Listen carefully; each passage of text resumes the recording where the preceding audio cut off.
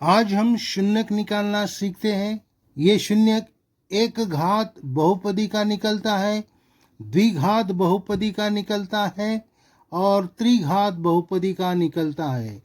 तो आओ पहले सीखते हैं एक घात बहुपदी का शून्यक कैसे निकलता है। तो ये यहाँ समीकरण है, इस समीकरण की वैल्यू है 0। तो समीकरणों के नियमानुसार हमें इसे सॉल्व करना है। तो पहले पद को उसी तरह लिख लो, 3x, ये -6 इज इक्वल टू के उस साइड जाएंगे, ये 6 आ गए इधर, इज इक्वल टू के इधर। अब इसका चिन्ह बदल जाएगा, हो गया प्लस, माइनस का प्लस हो गया। अब फिर से इज इक्वल टू चिन्ह लिखिए, इस 6 को उसी तरह लिखिए, इस x को उसी तरह लिखिए, क्योंकि हमें इस x की वैल्यू निकालनी है।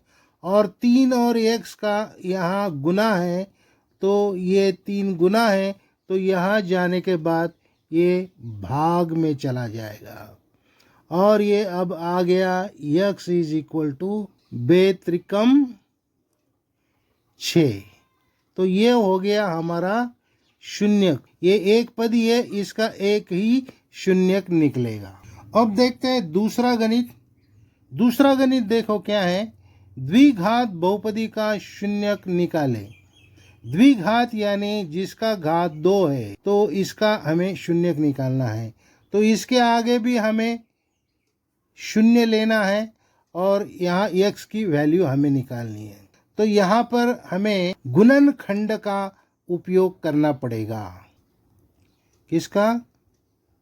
गुणनखंड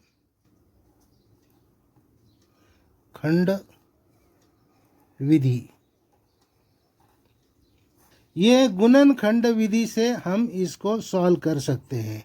तो हमें पता है गुणनखंड विधि में हमने सीखा है गुणनखंड। तो पहले ये पहला पद, ये आखिरी पद, दोनों का पहले करना पड़ेगा गुना। करो गुना, 8 दूने 16 और ये प्लस 16। तो अब इस 16 के ऐसे दो गुणनखंड लिखो कि जिसका जोड़ -10 आ जाएगा। तो यही संख्या लेके ये आ जाता है, 8 दूने 16 और 8 और 2 कितना होता है? 10 होता है। तो हम इसकी जगह पर इसे लिख लेते हैं, 2x square -2x minus 8x और प्लस 8। तो आपने सोचा होगा मैंने यहाँ डायरेक्ट माइनस कैसे दिया। तो देखो ये दोनों का जोड़ हमें माइनस चाहिए। तो जब हमें इन्हें माइनस चिन्ह देंगे तब इनका जोड़ होगा -10, क्योंकि सरी के चिन्ह है।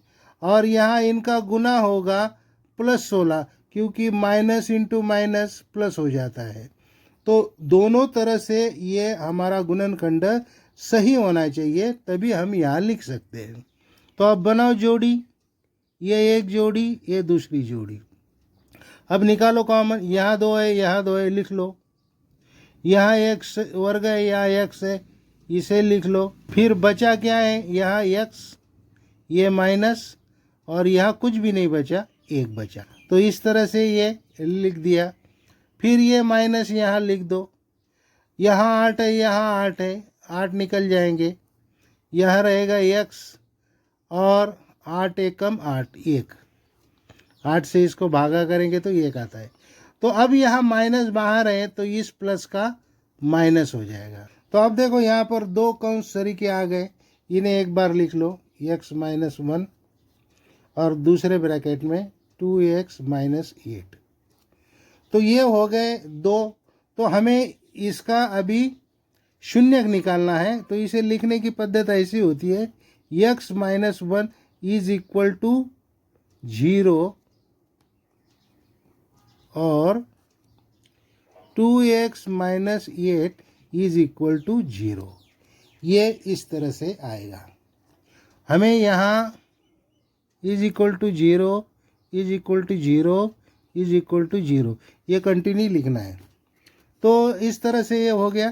तो अब यहाँ देखो x इज इक्वल टू, ये -1 इधर आ गया, ये प्लस हो गया, x की वैल्यू आ गई 1 और यहाँ पर देखो 2x इज इक्वल टू, ये -8 उधर गए +8 हो गए, और ये x इज इक्वल टू 2 गुना है यहाँ पर, तो 8 को 2 से भागा करेंगे तो x इज इक्वल टू 2 चौकम 8।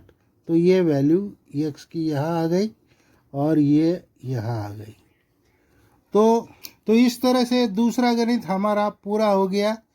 1 शून्य 1 है, यहाँ पर 4 है, इस तरह से 2 शून्यक हमारे। अब हम लेते हैं तीसरा गणित। यहाँ पर हम त्रिघात बहुपदी का शून्यक निकालेंगे। अब ये मैंने गणित लिया है, ये देखो ये घात कितना है इस बहुपदी का, 3 घात है, इसलिए इसे त्रिघात बहुपदी कहते हैं, और इसके शून्यक भी 3 निकलेंगे। तो अब लेते हैं यहाँ पर गुणनखंड का सहारा। जैसे हम गुणनखंड में जोड़ियाँ बनाते थे उसी तरह यहाँ आपको जोड़ियाँ बनानी है, और इसके आगे लिखना है 0, और इसमें से कॉमन निकालो। यहाँ 2 है, यहाँ 2 है, 2 निकल गया। यहाँ x का तीसरा घात है, यहाँ x का स्क्वायर है, तो x का स्क्वायर यहाँ पर निकलेगा। यहाँ बचेगा x, ये प्लस, और ये सब बाहर आ गया, तो यहाँ 1 बचेगा। तो यहाँ पर अभी कुछ नहीं निकलता है, तो ये माइनस लिख लो, ये कॉमन निकालो और इसे उसी तरह लिख दो। अब यहाँ माइनस है तो इस माइनस का प्लस हो जाएगा, इज इक्वल टू 0 उसी तरह से। अब देखो यहाँ पर ये कंस और ये कंस दोनों शरीक हैं, उन्हें एक बार लिख लो +1, और आगे चलो, ये क्या बचा है 2x² -1 इज इक्वल टू 0। तो अब हमें इसका शून्यक निकालना है, देखते हैं कैसा निकलता है। पहले इस पद का निकालो, x + 1 इज इक्वल टू 0। क्या आएगा, x इज इक्वल टू 1। ये पद 2x² -1 इज इक्वल टू 0। अब यहाँ एक उधर जाएगा तो ये लिख लो x² इज इक्वल टू 1। अब ये 2x², ये 2 उधर जाएगा, x² इज इक्वल टू 1/2, और ये 1/2 है। तो अब इसका स्क्वायर रूट निकालेंगे तो ये x आ जाएगा, और ये रूट में 1/2 आ जाएगा, लेकिन ये प्लस या माइनस होगा, मतलब यहाँ पर x की दो वैल्यू आएंगी। तो ये है x is equal to +1/2 root में, और ये दूसरी कीमत है -1/2 रूट में, और ये तीसरी कीमत यहाँ पर है। तो इस तरह से ये हमारे 3 शून्यक आ गए, ये एक है और ये तीसरा है। तो त्रिपदी के 3 शून्यक निकलते हैं, और यहाँ पर भी त्रिपदी के 3 शून्यक निकल के आए हैं। उम्मीद करता हूँ आज की वीडियो आपके समझ में आ गई है। अगर आपके समझ में आई है तो लाइक करो, और इसी तरह की वीडियो बार बार देखने के लिए सब्सक्राइब करो।